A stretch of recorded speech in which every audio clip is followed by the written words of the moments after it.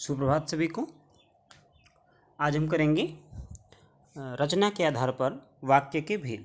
ठीक है, बिल्कुल ही आसान ये हमारा व्याकरण का अध्याय है। तो आपके इस पाठ्यक्रम में केवल रचना के आधार पर वाक्य के भेद लिखे हैं, लेकिन वो जानने से पहले आपको पता होना चाहिए, ये जानना आवश्यक है कि वाक्य क्या होता है। ठीक है, तभी आप उसके भेदों को जान पाएंगे। ठीक है, जैसे आपके यहाँ पे मैंने लिखा हुआ है टॉपिक वाक्य विन्यास, ये हमारे बनाए हुए खुद के अपने नोट्स हैं, आपको मैं इसको अच्छे प्रकार से ग्रुप में डाल दूंगा। ठीक है ना, आपको कोई समस्या नहीं होगी, क्योंकि आप अगर किसी किताब में पढ़ोगे तो रटे जाएंगे, समझ में नहीं आएंगे। ठीक है, इसलिए मैंने ये नोट्स बनाए हैं जो आपके काफ़ी काम आएंगे। ठीक है, तो सबसे पहले हम जान लें कि वाक्य है क्या। तो ये सबको पता है कि भाई जैसे शब्द वर्ण भाषा की इकाई होते हैं, वैसे ही वाक्य भी अपनी भाषा का एक अंग है, इकाई है। ठीक है, अब इसका परिभाषा क्या रहेगी। वाक्य शब्दों का एक सार्थक समूह होता है। वाक्य शब्दों का एक सार्थक समूह होता है। वाक्य में शब्दों की एक व्यवस्था होती है। वाक्य शब्दों का एक समूह होता है और को बंद कर देता हूँ तो कोई समस्या ना हो। वाक्यों में शब्दों की एक व्यवस्था होती है। ठीक है ना, और एक सार्थक समूह होता है। इसका अर्थ जान लीजिए क्या होता है। देखो, मैं एक वाक्य बोल देता हूँ कोई भी कि भाई प्रवीण खाता है। ठीक है, अब सार्थक क्या हो जाएगा कि जिसे वाक्य को पढ़ने से और लिखने से सार्थक अर्थ सहित, स अर्थार्थ सहित, अर्थ सहित हमें कुछ समझ में आए। अब इसमें समझ में क्या आया कि प्रवीण कुछ खा रहा है। तो प्रवीण यहाँ पे क्या है, कर्ता, काम क्या कर रहा है, खाना, क्रिया हो रही है ना। आ गया समझ में, क्लियर हो गया ना।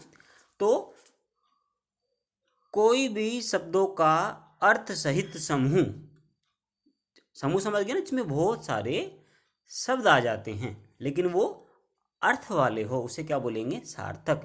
तो वाक्य का सार्थक समूह वाक्य कहलाता है। तो शब्दों का सार्थक समूह वाक्य कहलाता है। आ गया समझ में। तो जब भी हम कोई वाक्य बनाते हैं उसमें दो मुख्य चीजें होती हैं, दो मुख्य मूल रूप से अनिवार्य घटक होते हैं। एक होता है कर्ता, एक होता है क्रिया। आ गया समझ में। इन दोनों के बिना वाक्य नहीं बनाया जा सकता। जैसे उदाहरण देख लेते हैं, दोबारा बता देता हूं कि वाक्य बनाने के लिए दो महत्वपूर्ण घटक अंग क्या होते हैं, एक कर्ता, दूसरा क्रिया। इनके बगैर वाक्य नहीं बनेगा। वो क्या होते हैं वो देख लेंगे। उदाहरण देखते हैं, जैसे मैं बोलता हूं भाई अपनी क्लास में से कोई भी नाम लिख लो। जैसे चेतन मिला, तुम जाओ। अब ध्यान से देखो, चेतन मिला। अब चेतन यहां पे क्या है, एक व्यक्ति है। चेतन यहां क्या लाएगा, कर्ता। क्रिया क्या हो गई, मिलना। आ गया ना समझ में। तो दो क्या हो गया, कर्ता और क्रिया। जैसे वह गाना गा रहा है, तो वह क्या हो गया, कर्ता। क्रिया क्या हो गई, गाना गाना। आ गया ना समझ में। बिल्कुल ही आसान है। ये हो गया हमारा कर्ता और क्रिया का मुख्य रूप से बल, किसमें कि कैसे काम आते हैं। अब आगे बढ़ते हैं। इस प्रकार शब्दों के सार्थक व व्यवस्थित समूह को वाक्य कहते हैं, ये हम समझ चुके हैं। अब वाक्य के अंग क्या हैं, ठीक है ना। महत्वपूर्ण अंग क्या है, अंग है उद्देश्य और विधेय। ये कुछ भी नहीं है। अभी आपको मैंने जो बताया कर्ता और क्रिया, ये वही है और कुछ भी नहीं है। फिर भी व्याकरण की दृष्टि से ये बनाया गया, तो इसको हम समझ लेते हैं। तो वाक्य के कितने अंग हैं, दो अंग हैं, उद्देश्य और विधेय। देखो, उद्देश्य में कर्ता प्रमुख होता है, अर्थात कर्ता को ही उद्देश्य माना जाता है या कहा जाता है। यदि साथ में कर्ता की विशेषता बताने वाली विशेषण भी हो तो उसे भी उद्देश्य ही मान लिया जाता है। और जो वाक्य में बच गया वो क्या कहलाएगा, विधेय। आपको ये तभी समझ में आएगा जब एक वाक्य का उदाहरण देते हैं। जैसे इसमें मैंने क्या लिखा है, देव गांव जाता है। आगा सच में, देव गांव जाता है। अब ध्यान से देखो, देव एक नाम है, गांव जाता है। तो गांव कौन जा रहा है, देव, तो देव यहाँ क्या हो गया, कर्ता, और कर्ता को ही हम क्या बोलते हैं, उद्देश्य। बाकी क्या बच गया, गांव जाता है, तो गांव जाना क्या होगी उसकी क्रिया, तो यहाँ उस क्रिया को क्या बोल देंगे, विधेय। आ गया ना समझ में। किसी भी वाक्य में जो काम कर रहा है उसे कर्ता बोलते हैं, वही क्या कहलाता है, उद्देश्य, और वो क्या कर रहा है वो क्या कहलाता है, विधेय। और कई बार क्या आता है, कर्ता के साथ और बहुत सारे शब्द आ जाते हैं, उनको भी उद्देश्य में शामिल कर लिया जाता है। ठीक है ना, आ गया समझ में। चलो आगे बढ़ते हैं। अभी एक और वाक्य देखते हैं जिससे आपको उद्देश्य और विधेय अच्छे प्रकार से यहाँ पे स्पष्ट हो जाएगा। जब ध्यान से देखो, मर्यादा पुरुषोत्तम राम ने लंकापति रावण का वध कर डाला। वाक्य है मर्यादा पुरुषोत्तम राम ने लंकापति रावण का वध कर डाला। अब ध्यान से देखो, अब कर्ता क्या हो गया, बताओ, राम, उसकी विशेषता क्या है, मर्यादा पुरुषोत्तम, तो ये सारा क्या कहलाएगा, उद्देश्य। बाकी क्या बच गया, लंकापति रावण का वध कर डाला, ये सब क्या कहलाएगा, विधेय। आगे सच में, तो उद्देश्य में एक तो कर्ता आ गया, दूसरा कर्ता की विशेषता बताने वाले शब्द, तो शब्द क्या थे, मर्यादा पुरुषोत्तम राम, और बाकी सब विशेष क्या कहलाएगा, विधेय। सबको समझ में आ गया होगा ना। चलो अभी आगे बढ़ते हैं। कोई उदाहरण देख लो। रमा गाना गाती, तो रमा क्या होगा यहाँ पे, उद्देश्य है, विधेय, गाना गाती है। पवन पुत्र हनुमान ने विशाल्य सागर को पार कर दिखलाया। अब यहाँ पे पवन पुत्र हनुमान, अब हनुमान क्या हो गया, कर्ता, उसकी विशेषता क्या है, पवन पुत्र, तो पूरा उद्देश्य क्या बन गया, पवन पुत्र हनुमान, और बाकी सारा क्या बच गया, विधेय। नदी का पानी बढ़ता देख मोहन ने पुल से न जाने का फैसला लिया, तो मोहन क्या आ गया यहाँ पे, उद्देश्य, बाकी सारा विधेय। दुष्ट कंस का वासुदेव श्री कृष्ण ने वध कर डाला, तो वासुदेव किसकी विशेषता है, कृष्ण की, तो ये क्या कहलाएगा, उद्देश्य, बाकी सारा वाक्य विधेय। दानवीर कर्ण कुंती का ज्येष्ठ पुत्र था, तो कर्ण क्या है, कर्ता, उद्देश्य भी विशेषता क्या है, दानवीर, तो ये भी क्या कहलाएगा, दानवीर कर्ण, उद्देश्य, कुंती का ज्येष्ठ पुत्र था, ये विधेय। आपको अच्छे प्रकार से समझ में विधेय और उद्देश्य आ गया होगा। अगर आपको ये समझ में नहीं आया हो तो मुझे कमेंट यूट्यूब पे या अपने व्हाट्सएप पे जरूर कीजिएगा, ठीक है ना। और कमेंट उसी दिन किया आपने जिस दिन आप इस वाक्य या पाठ को पढ़ते हो। मुझे बुरा लगता कि आप पढ़ आज रहे हो और कमेंट अगले दिन कर रहे हो, इसका मतलब आप पढ़ ही नहीं रहे हो, है ना। तो आप कमेंट उसी दिन कीजिए जिस दिन आप इसको पढ़ रहे हो, ठीक है ना। अब आगे बढ़ते हैं। वाक्य के भेद, तो वाक्य के दो भेद होते हैं, रचना के आधार पर, अर्थ के आधार पर, ठीक है ना। हमारे जो पाठ्यक्रम उसमें केवल रचना के आधार पर है, अर्थ के आधार पर नहीं है। तो रचना समझ गए ना, कि वाक्य बनाए कैसे जाते हैं या कैसे बने हुए हैं, इसका निर्णय हम कैसे करें। आगे सच में, रचना बनना, कैसे जन्म हुआ, तो रचना के आधार पर वाक्य के तीन भेद हैं, सरल वाक्य, संयुक्त वाक्य, मिश्रित वाक्य। मैं दोबारा से पुनः दोहरा देता हूँ, सरल वाक्य, संयुक्त वाक्य, मिश्रित वाक्य, ठीक है ना। बिल्कुल आसान है। तो सबसे पहला क्या आ गया, सरल वाक्य, बिल्कुल आसान। जिस वाक्य में एक ही क्रिया होती है तथा कोई और उपवाक्य या एक से अधिक वाक्य नहीं होता, वह सरल वाक्य कहलाता है। आप इसको आसान से समझो कि आपको एक लाइन लिख देंगे, वाक्य लिख देंगे, जिसमें केवल एक ही वाक्य होगा, दो नहीं होंगे, और क्रिया भी एक ही होगी, ठीक है ना। कैसे, उदाहरण देखो, मोहन विदेश में रहता है, इसमें एक ही वाक्य है, दो वाक्य नहीं है। मोहन केवल कहाँ रह रहा है, विदेश में रह रहा है और कुछ भी नहीं कर रहा है, केवल यही लिखा हुआ है, तो ये क्या कहलाएगा, सरल वाक्य। क्यों, क्योंकि यहाँ पे क्रिया एक ही है, क्या, रहना। अब ध्यान से देखो, क्योंकि यहाँ पे एक ही क्रिया है और एक ही वाक्य है, तो क्या कहलाएगा, ये सरल वाक्य। अब इसको अच्छे से पढ़ते हैं। कैसे, अब यहाँ पे आपने क्या पहचानना है, उद्देश्य या कर्ता। कर्ता उद्देश्य क्या है यहाँ पे, मोहन, क्योंकि विदेश में कौन रह रहा है, मोहन रह रहा है, तो उद्देश्य क्या आ जाएगा, मोहन। क्रिया क्या आ जाएगी इसमें, रहना, तो मोहन को निकाल दो, बाकी सारा क्या बच गया, विधेय। उद्देश्य क्या हो जाएगा, मोहन। आ गया ना समझ में, कोई डाउट तो नहीं किसी को। उपवाक्य यहाँ पर नहीं है, केवल एक ही वाक्य है, ध्यान से देखिए, दोबारा से देखो एक उदाहरण। लेखा रामायण पढ़ती है या प्रवीण रामायण पढ़ता है, कोई भी नाम ले लो, इसमें क्या करना है। अब केवल कौन रामायण पढ़ रहा है? लेखा। इसलिए ये एक ही वाक्य है और क्रिया क्या है? पढ़ना। कर्म क्या है? रामायण। तो अब ध्यान से देखो, उद्देश्य क्या बन जाएगा या कर्ता क्या है? लेखा। तो उद्देश्य लेखा, बाकी सारा क्या कहलाएगा? विधेय। पढ़ना क्रिया आ गई ना, तो एक ही क्रिया है। राम ने लंका में रावण को मारा। अब ये भी एक साधारण वाक्य है। कैसे? राम है, उसने कहाँ पर क्या मारा? लंका में रावण को मार दिया। तो क्रिया एक ही है ना, कि मारा। किसको मारा? रावण को मारा। तो यहाँ पे राम क्या आ जाएगा? उद्देश्य, और बाकी सब क्या आ जाएगा? विधेय। अब तक आप समझ गए होगे ना शायद। जहाँ पर दो प्रकार के कोमा लगे हो, दो बातें बताई गई हो, वो अलग वाक्य है, वो सरल वाक्य नहीं कहलाता।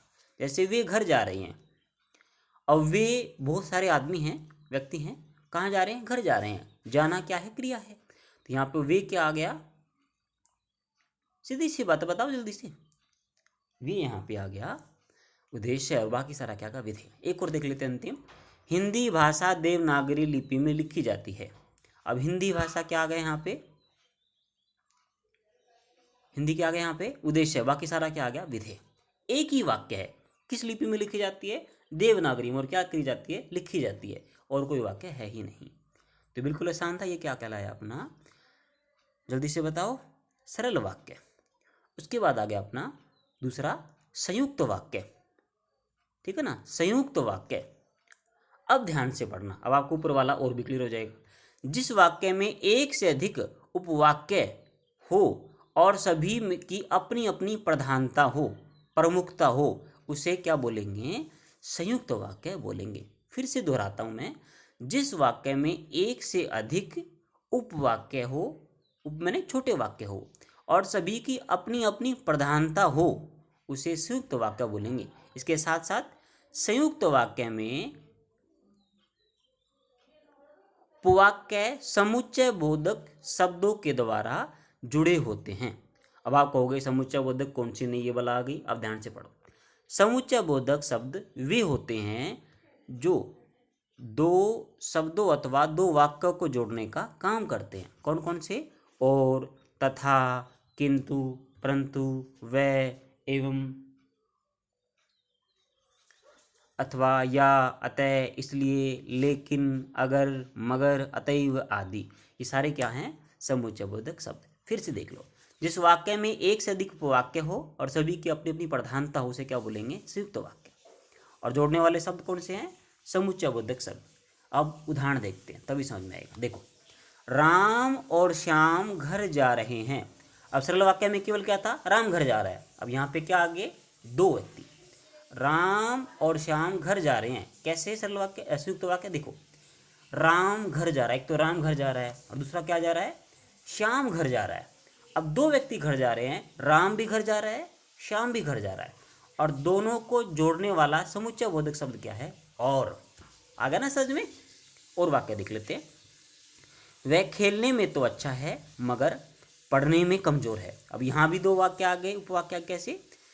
कि कोई व्यक्ति है, वो खेल तो अच्छा लेता है लेकिन पढ़ अच्छा नहीं पाता। ठीक है। और जोड़ने वाला शब्द कौन सा आ गया? मगर। आ गया सच में? जोड़ने वाला शब्द कौन सा है? मगर आ गया। वह खेलने में तो अच्छा है मगर पढ़ने में कमजोर है। तो एक वाक्य तो हो गया, वह खेलने में अच्छा है। दूसरा वाक्य क्या है? पढ़ने में कमजोर है। जोड़ने वाला शब्द कौन सा है? मगर। आ गया ना समझ में? बिल्कुल आसान है। और वाक्य देख लो। हिंदी से अधिक बोली जाने वाली भाषा अंग्रेजी एवं चीनी है। अब दो वाक्य आ गए। एक तो क्या आ गया? हिंदी से बोले जाने वाली भाषा एक तो कौन सी है? अंग्रेजी है, और दूसरी भाषा कौन सी है? चीनी है।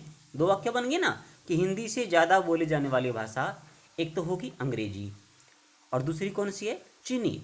और दोनों को जोड़ने वाला वाक्य क्या, शब्द क्या है? एवं। एवं है ना? आगे समझ में? और देखो, ठीक से काम करो अथवा नौकरी छोड़ दो। अब यहाँ पे दो उपवाक्य है। क्या? एक तो ठीक से काम करो, एक ये वाक्य है। दूसरा वाक्य है नौकरी छोड़ दो। दोनों को जोड़ा किसने? अथवा ने। तो अथवा क्या आ गया? समुच्चयबोधक। मुझे लगता है आपको ये संयुक्त वाक्य अच्छी प्रकार से समझ में आ गया होगा। एक और उदाहरण देख लेते हैं। संज्ञा या सर्वनाम की विशेषता बताने वाले शब्द विशेषण कहलाते हैं। दो वाक्य हैं। क्या? कि संज्ञा की विशेषता बताने वाले शब्दों को विशेषण कहते हैं, एक वाक्य है, और सर्वनाम की विशेषता बताने वाले शब्दों को भी विशेषण कहते हैं, और दोनों को जोड़ा किसने? या ने। आ गया समझ में? क्लियर हो गया ना? आगे हम बढ़ते हैं और अपना अंतिम वाक्य करते हैं। अंतिम क्या है? मिश्रित। ये तीसरा भेद रचना के आधार पर मिश्रित वाक्य बिल्कुल आसान है। आपको दोनों वाले ऊपर वाले समझ में आ गए तो ये तो आ ही जाएगा। क्या है? ध्यान से सुना। जिस वाक्य में एक से अधिक वाक्य हो परंतु एक उपवाक्य प्रधान हो तथा शेष या बाकी बचे हुए उस पर डिपेंड हो या आश्रित हो, उसे क्या बोलेंगे? मिश्रित वाक्य। फिर सुन लो। मैं जिस वाक्य में एक से अधिक वाक्य हो, यानी दो या दो से ज़्यादा मिलेंगे, परंतु एक उपवाक्य प्रधान हो और दूसरा उस पर आश्रित हो। इसका अर्थ समझ गए ना कि एक जो बात कही गई है वो मुख्य है और दूसरी बात उसी पर डिपेंड करेगी, और इस वाक्य को जोड़ने वाले, उस वाक्य को जोड़ने वाले जो शब्द है वो क्या कहलाएंगे? संबंधबोधक शब्द। अब कहोगे संबंधबोधक क्या बला है? अब ध्यान से सुनो। संबंधबोधक शब्द वे शब्द होते हैं जो वाक्य में संज्ञा के बाद आकर उस संज्ञा का संबंध वाक्य के दूसरे शब्दों से दिखाते हैं, जैसे जो, सो, जिस, जिसे, जिसका, जिन्हें, की, जहाँ आदि। अब ध्यान से समझते हैं। हमने परिभाषा क्या पढ़ी?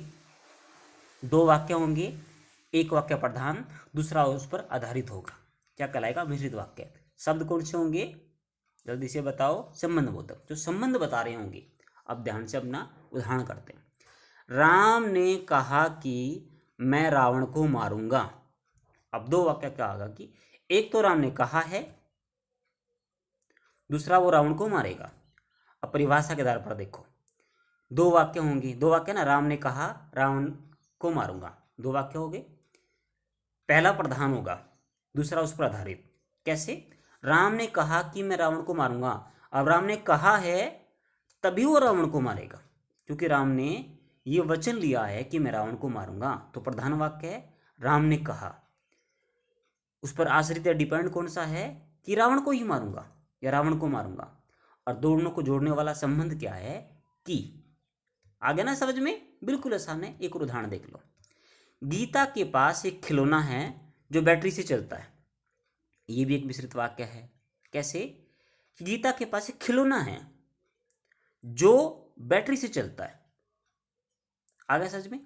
अब दोनों को जोड़ने वाला शब्द क्या है? जो। एक वाक्य है कि गीता के पास एक खिलौना है भाई, दूसरा वाक्य है बैटरी से चलता है। दोनों को जोड़ा किसने? संबंधबोधक शब्द जो ने।